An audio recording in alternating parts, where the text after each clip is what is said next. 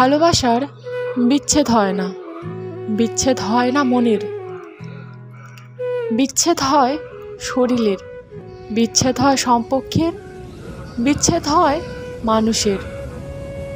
মানুষ ভালোবেসে যা পায় তার থেকে বেশি হারায়, অযত্নে, অনাদরে, অবহেলায়, গুরুত্বহীনতায়।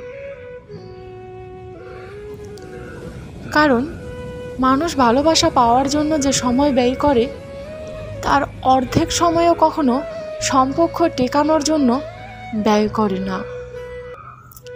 যদি করত তবে বর্তমানে সম্পর্ক ভাঙার প্রতিযোগিতা চলতো না।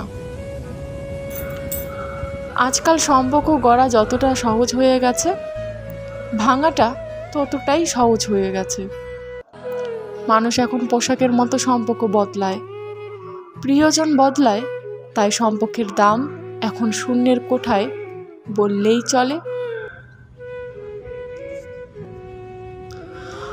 বর্তমান প্রজন্ম সম্পর্কের শুরুতে কোনো রকমভাবে টুকটাক অ্যাডজাস্টমেন্ট করলেও কেউ খুব একটা স্যাক্রিফাইস করতে চায় না। কেউ কাউকে এক চুল ছাড় দিতেও রাজি না। সবাই অনেক বেশি আত্মকেন্দ্রিক, নিজের ভালো মন্দটুকু ছাড়া কেউ কিছু বোঝে না আর বুঝতেও চায় না। সবাই নিজেকে নিয়ে ব্যস্ত ভীষণ। নিজের ভালো থাকাটাই বর্তমান প্রজন্মের ফার্স্ট প্রায়োরিটি। তাই আবেগের থেকে বিবেক একটু বেশি কাজ করে আমাদের।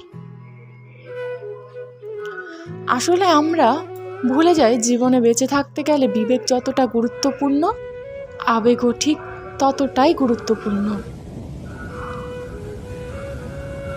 একজনের প্রতি অন্যজনের মায়া মমতা কম থাকায় সম্পর্ক টেকানোর প্রতিও আমাদের মর্মন্তবোধ খুবই দুর্বল। তাই তো পান থেকে চুন খসলেই আমরা বিচ্ছেদ চাই। 25 কিংবা 35 বছরের দাম্পত্য জীবনের ইতি টানতেও আমাদের বাধে না।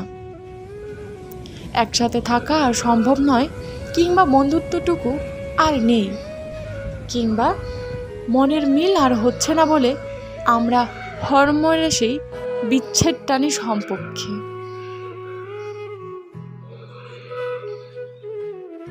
বিচ্ছেদ তো হয় ঠিকই, তবে সব বিচ্ছেদের পিছনেই কিন্তু দুজনের সন্দিচ্ছা কিংবা দুজনের সম্মতি থাকে না।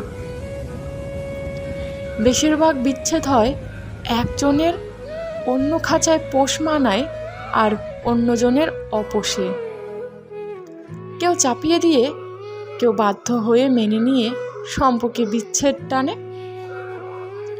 মানুষটি অপোষ করে, কিন্তু ভালোবাসা তো আর অপোষ করে না। ভালোবাসা ঠিকই মনে রয়ে যায়, কারণ ভালোবাসার যে কখনো বিচ্ছেদ হয় না।